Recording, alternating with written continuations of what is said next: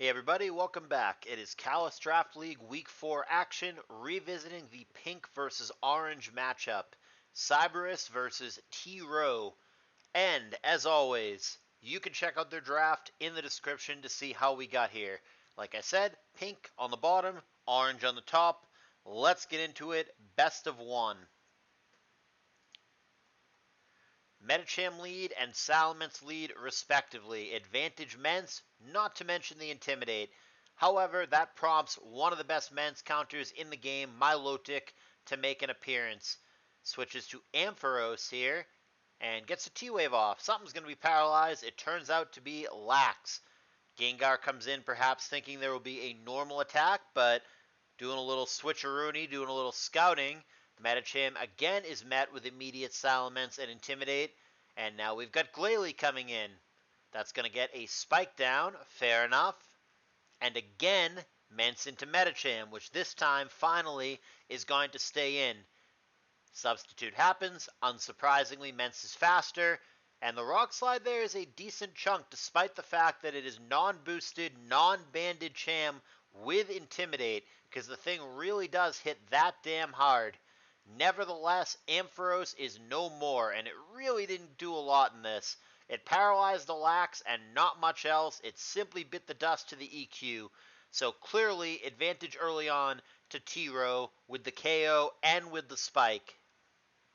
Make that layer number 2 of spikes. However, Metacham can easily one-hit KO Glalie here, and indeed, that's what it will do. Noting, weirdly, that the Glalie was actually faster than the Metacham there, so a missed opportunity to click Boom if Glalie had it. Regardless, it leaves us in, well, briefly a tie game, but Houndoom about to gobble up this Gengar. Never mind. Call it a trade then. So we've got ourselves a 4-4, but crucially, 3 layers of spikes versus 0, and no rapid spinner in sight for Cyberas. Ice Beam connecting with Lax, 0 chance to ever freeze it there, with it being already paralyzed, and seemingly, based on it doing only 7%, we're looking at a thick fat Lax rather than immunity. Knockoff there, getting rid of leftovers, however, the Wish kicking in, Cham back up to a hundo. Brick Break there does secure a critical hit, prompting probably a recover. He's actually going to be more aggro with it and go for Psychic. Fair enough. Shadow Ball takes him out, and the lead now belongs to Cyberas for the first time in the game, but he is still contending with those spikes, and the Mence once again coming in to scare away the Metacham. Yama comes in on a recover turn. Eats a Surf, sure. Cross Chop non-crit, 38%. Dangerous matchup here. Going to make the safe switch and go to the Lax, which has nothing to fear from the Milotic, but it does prompt in the Cham, so he better not full para here.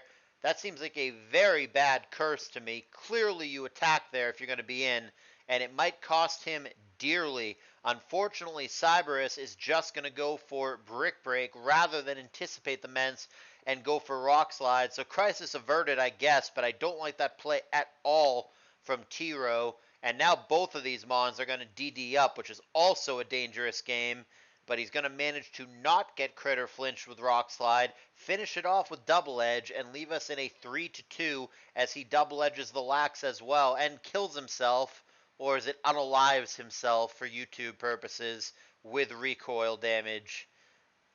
2-2 situation, however, I think it's basically game over. How do you kill the Lax now? The answer is you don't, right? I mean, simple as that. I think the only out for Cyberas now is to freeze the Lax and have it not thaw. I think that is the only way to win this game, because via raw damage, there is absolutely no chance that the Milotic and the Blissey can punch through this Lax, this rest Lax, in a sandless game. So we'll see if Cyberas even plays to his outs, but gonna have to try to freeze it, and right now that is not what he's doing. Well, if he's not playing to his outs, and if he's not conceding, I'm not sure what he is doing, other than losing, but his prerogative to go through the motions here. And there is the concession, doesn't even attempt to freeze it, but was a pretty low probability win, honestly, so I don't mind the concession. I mean, not only would he have to freeze it, but it would have to not thaw for a very, very long time to, like, kill that thing with surfs or seismic tosses or whatever in a no-sand game. Would have taken quite a while, but that would have been the only possible chance to get out of this. Nevertheless, doesn't happen, so it is a victory for TRowe of the orange team, putting a point on the board for them. Orange very much in the playoff mix, as is pink. We've got a tight race down the stretch with pretty much 5 teams out of the 6 in legitimate playoff contention, which is a good thing. And that's pretty much the gist.